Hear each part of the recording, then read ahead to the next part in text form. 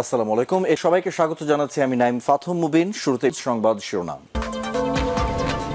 বাংলাদেশের সর্বশেষ গুরুত্বপূর্ণ আপডেট সংবাদে আপনাকে স্বাগত। শুরুতেই সংবাদ শিরোনাম, পরে বিস্তারিত। প্রথমেই জানাবো, হাসিনার জন্য ফাঁসির দড়ি অপেক্ষা করছে বললেন নাহিদ ইসলাম। জাতীয় নাগরিক পার্টি এনসিপির আহ্বায়ক ও জাতীয় সংসদের বিরোধী দলীয় চিফ হুইপ নাহিদ ইসলাম বলেছেন যে আজকে একটা ইন্টারভিউ আমরা দেখেছি, ডিসেম্বরে শেখ হাসিনা দেশে ফেরার পরিকল্পনা করছে। আমাদের দাবি থাকবে, দেশ তো অলরেডি 16 বছরের ধ্বংসযজ্ঞের শিকার হয়েছে। এখন আমরা চাই হাসিনা দেশে ফিরলে তার ফাঁসি রায় কার্যকরের জন্য। আজ রাজধানীর ডিপ্লোমা ইঞ্জিনিয়ার্স ইনস্টিটিউশনে সব কথা জানান তিনি। এরপর জানাবো, এই দায় বিএনপিকে 100 বছর ধরে বহন করতে হবে বললেন তাজুল ইসলাম। আন্তর্জাতিক অপরাধ ট্রাইব্যুনালের সাবেক chief prosecutor advocate Tajul Islam বলেছেন, বিএনপি জুলাই বিপ্লবের চেতনাকে অবমাননা করেছে। দ্রুত নির্বাচনের চাপে সংস্কার প্রস্তাবগুলো এড়িয়ে গেছে। এই রাজনৈতিক প্রতারণা দায় বিএনপি আগামী 1 শতাব্দী পর্যন্ত বহন করতে হবে। আজ রাজধানীর সেগুনবাগিচায় Dhaka reporters unity DRU Shafiqul Kabir মিলনায়তনে উপলব্ধি ও আত্মপর্যালোচনায় অভিষ্ট লক্ষ্য অর্জনে দীপ্ত শপথ শীর্ষক এক আলোচনা অনুষ্ঠানে তিনি এসব কথা জানান। এদিকে জঙ্গি খেলা বন্ধ করতে হবে বললেন ফয়জুল করিম। নতুন করে জঙ্গির নাটক শুরু করেছে সরকার। তারা জঙ্গি নাটক করে দেশটাকে আবারও শেখ হাসিনার মতো তারা খাদের কিনারায় নিয়ে যেতে চায়। জঙ্গি নাটক শুরু করে তারা আলেমুলামাদের গ্রেপ্তারের ষড়যন্ত্রে লিপ্ত হয়েছে। জানাবো, সুনামগঞ্জে টানা বৃষ্টিতে নদীর পানি বৃদ্ধি, প্রস্তুত 1311 আশ্রয় কেন্দ্র। টানা বৃষ্টিপাতের প্রভাবে সুনামগঞ্জ জেলার নদ নদীর পানি বৃদ্ধি অব্যাহত রয়েছে। তবে জেলার প্রধান নদীগুলোর পানি এখন বিপদসীমার নিচ দিয়ে প্রবাহিত হচ্ছে বলে জানিয়েছে বাংলাদেশ পানি উন্নয়ন বোর্ড বা পাবর তথ্য অনুযায়ী আজ 9টা পর্যন্ত গত 24 ঘন্টায় সুনামগঞ্জে 77 মিলিমিটার বৃষ্টিপাত রেকর্ড করা হয়েছে। এবং সর্বশেষ জানাবো, এবার ভাঙল খোয়াই নদীর বাঁধ, প্লাবিত 20টি গ্রাম। সিলেটের মৌলভীবাজারে মনু নদীর বাঁধ ভাঙার পর এবার পার্শ্ববর্তী জেলা হবিগঞ্জের খোয়াই নদীর বাঁধ ভেঙে প্লাবিত হয়েছে অন্তত 20টি গ্রাম। এতে পানিবন্দী হয়ে পড়েছে 6,500 মানুষ। বন্যায় ক্ষতিগ্রস্ত হয়েছে 28,140 জন। দুটি আশ্রয় কেন্দ্রে আশ্রয় নিয়েছে প্রায় 300 মানুষ। প্রিয় দর্শক, এতক্ষণ শুনছিলেন সংবাদ শিরোনাম, এবারে বিস্তারিত। তবে তার আগে বন্ধুরা, অনুরোধ থাকবে এই সংবাদটিতে একটি লাইক দিন। এই চ্যানেলে আপনি নতুন হয়ে থাকলে আমাদের সংবাদটি দেখতে দেখতে চ্যানেলটি সাবস্ক্রাইব করে রাখুন। কমেন্ট করে বন্ধুরা আপনার মূল্যবান মতামত জানিয়ে দিন আপনি বিশ্বের কোন দেশ থেকে বা বাংলাদেশের কোন স্থান থেকে আমাদের সংবাদটি দেখছেন এবং শুনছেন। আর বন্ধুরা, সংবাদটি আপনার সোশ্যাল মিডিয়া ফেসবুকে শেয়ার করে বন্ধুদেরও দেখার সুযোগ করে দিন। গাজা যুদ্ধে আপনি যদি নিরীহ ফিলিস্তিনিদের ভালোবেসে থাকেন বন্ধুরা, কমেন্টে ইয়েস লিখে পুরো বিশ্ববাসীকে আমাদের এই তাজা আপডেটটি দেখার সুযোগ করে দিন। হাসিনার জন্য ফাঁসির দড়ি অপেক্ষা করছে বললেন নাহিদ ইসলাম। জাতীয় নাগরিক পার্টি এনসিপির আহ্বায়ক নাহিদ ইসলাম বলেছেন যে পালিয়ে যাওয়া স্বৈরাচার মাঝে মাঝে গর্ত থেকে বেরিয়ে নানা কথা বলে থাকে। হাসিনা দেশে ফিরবে এই কথা বলেছে, কিন্তু আমি বলতে চাই, হাসিনা দেশে আসো, তোমার জন্য ফাঁসির দড়ি অপেক্ষা করছে বলে জানিয়েছেন নাহিদ ইসলাম। তিনি বলেন, শেখ হাসিনাকে দেশের মাটিতে ফিরে এনে তারপর আদালতের রায়কে কার্যকর করার মধ্য দিয়ে মূলত বাংলাদেশটাকে সুন্দর করে এগিয়ে নিতে হবে। তিনি আরও জানিয়েছেন যে দেশের মানুষ অধীর আগ্রহে অপেক্ষা করছে কবে হাসিনা দেশে ফিরবে এবং কবে হাসিনার ফাঁসি রায় কার্যকর হবে। এমন ফাঁসি তারা দেখার জন্য দীর্ঘ 17 বছর ধরে অপেক্ষা করছে। কারণ হাসিনা বাংলাদেশ জামাত ইসলামের নেতৃত্ববৃন্দদের বিরুদ্ধে যে সন্ত্রাসী কার্যক্রমগুলো চালিয়েছিল, সেই সন্ত্রাসী কার্যক্রমগুলো থেকে আমরা এখন পুরোপুরি স্পষ্ট হয়েছে যে হাসিনার জন্য ফাঁসি রায় সব থেকে তার জন্য উপযুক্ত সাজা। তাকে অবশ্যই ফাঁসি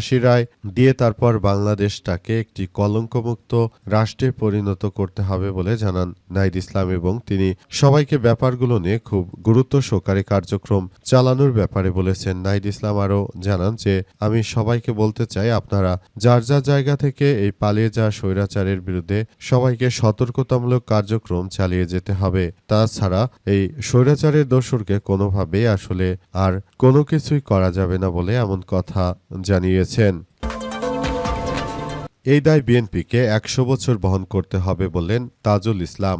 আন্তর্জাতিক অপরাধ ট্রাইব্যুনালের chief prosecutor advocate Tajul Islam বলেছেন যে বিএনপি জুলাই বিপ্লবের চেতনাকে অবমাননা করেছে, দ্রুত নির্বাচনের চাপে সংস্কার প্রস্তাবগুলো এড়িয়ে গেছে। এই রাজনৈতিক প্রতারণা দায় বিএনপিকে আগামী ১ শতাব্দী পর্যন্ত বহন করতে হবে। বৃহস্পতিবার রাজধানীর সেগুনবাগিচায় ঢাকা রিপোর্টার্স ইউনিটি বা ডিআরইউ শফিকুল কবির মিলনায়তনে আত্ম উপলব্ধি ও আত্মপর্যালোচনা অভিষ্ট লক্ষ্য অর্জনের উদ্দেশ্যদীপ্ত শীর্ষক এক আলোচনা সভায় তিনি এসব কথা জানান। তাজুল ইসলাম জানিয়েছেন যে এই বিএনপিকে আমরা হাড়ে হাড়ে চিনি। তারা মিথ্যাচার করে দেশের মানুষের সঙ্গে যে প্রতারণামূলক কার্যক্রম চালিয়ে যাচ্ছে সেটি আসলে কোনোভাবেই গ্রহণযোগ্য হতে পারে না। তাই সবাইকে সব বিষয়গুলো নিয়ে খুবই গুরুত্ব সহকারে কার্যক্রম চালানোর ব্যাপারগুলো নিয়ে সবাইকে এগিয়ে আসতে হবে।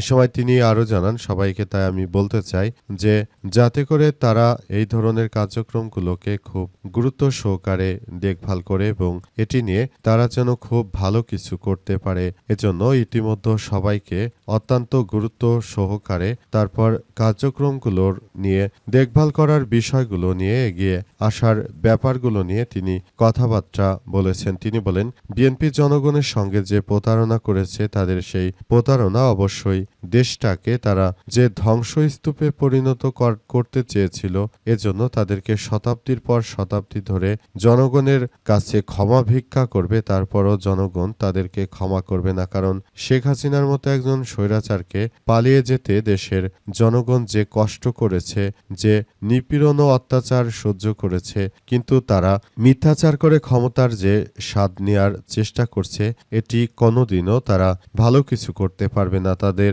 ক্ষমতা কিন্তু চিরদিন থাকবে না, কিন্তু একবার যখন তাদের ক্ষমতা চলে যাবে তখন তারা আর এদেশের জনগণকে কখনোই বাঁধতে পারবে না। তখন দেখা যাবে মূল বিষয়গুলো যে তাদের বিরুদ্ধে মানুষ কতটা অসহ্য হয়ে পড়েছে। তারা সারা দেশ জুড়ে যে ধরনের কার্যক্রম চালাচ্ছে এবং তারা জুলাইয়ের বিপ্লবের সংস্কারগুলোকে যেভাবে বাধা দিল, ইতিহাস সাক্ষী থাকবে তাদেরও। এজন্য এই পাপের প্রায়শ্চিত্ত তাদের করতেই হবে বলে জানান তিনি আরো জানান, তাই এখনই সময়, তারা যদি এখনো জুলাই বিষয়গুলো তারা যদি কার্যক্রম চালায় তাহলে হয়তো দেশের জনগণ তাদেরকে চাইলেও ক্ষমা করলেও করতে পারে, কিন্তু আমি মনে করি দেশের বেশিরভাগ মানুষ তাদেরকে কখনোই ক্ষমা করবে না। কারণ তারা জাতীয় জনগণের সঙ্গে যে দুর্ব্যবহার করেছে সেটি আমরা হাড়ে হাড়ে টের পাচ্ছি যে তাদেরকে কখনোই ছাড় দেওয়া উচিত হবে না।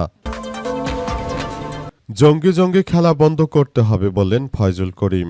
নতুন করে জঙ্গিবাদের নাটক সৃষ্টি করে দেশে আলেম ওলামা ও মাদ্রাসাকে টার্গেট করছে বিএনপি বলে অভিযোগ করেছেন চরমোনাই পীর। তিনি বলেন, নতুন করে সব জঙ্গি খেলা বন্ধ করতে হবে। যদি এটা তোমরা বন্ধ করতে না পারো তাহলে তোমাদের বিরুদ্ধে মাঠে নামতে বাধ্য হব বলে জানান তিনি আরো জানান, আমি সবাইকে বলতে চাই, ভালোভাবে চোখ কান খুলে শুনে রাখো। তোমরা যদি এইভাবে জঙ্গির নাটক করো তাহলে দেশের জনগণ কখনোই তোমাদেরকে ক্ষমা করবে না বলে জানান তিনি। জঙ্গির নাটক সাজিয়ে শেখ হাসিনা দীর্ঘ ১৭ বছর বাংলাদেশটাকে যে নিষ্পেষিত করেছে, আবারও তোমরা একই কায়দায় যদি এই নিষ্পেষণ করতে চাও তাহলে তোমাদেরকে বলে দিতে চাই যে সময় শেষ হয়ে যাচ্ছে।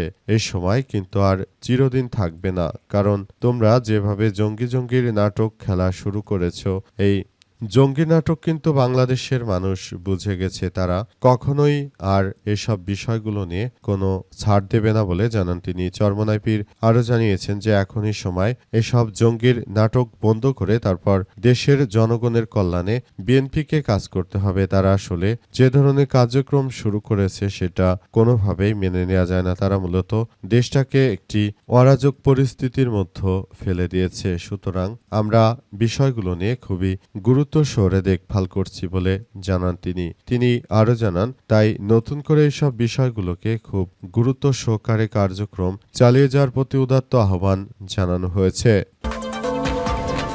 সুনামগঞ্জে টানা বৃষ্টিতে নদীর পানি বৃদ্ধি, প্রস্তুত ১৩১১ আশ্রয় কেন্দ্র। টানা বৃষ্টিপাতের প্রভাবে সুনামগঞ্জে জেলার নদ নদীর পানি বৃদ্ধি পেয়ে জেলার বিভিন্ন জায়গায় পানি বিপদসীমার উপর দিয়ে প্রবাহিত হচ্ছে বলে জানিয়েছে পাবো। আজ 9টা থেকে 24 ঘন্টায় সুনামগঞ্জে 77 মিলিমিটার বৃষ্টিপাত রেকর্ড করা হয়েছে। তে নদীর পানি 7.30 মিটার উচ্চতায় প্রবাহিত হচ্ছে, যা মৌসুমী বিপদসীমা 7.80 মিটারের চেয়ে 0.50 মিটারের নিচে রয়েছে। গত 24 ঘন্টায় এই পয়েন্টে পানির উচ্চতা 10 সেন্টিমিটার বৃদ্ধি পেয়েছে। নতুন করে এই বন্যায় আসলে বিভিন্ন জায়গায় নদী ভাঙন দেখা দিয়েছে। সাধারণ মানুষ তীব্র চরম আতঙ্কের মধ্যে পড়েছে।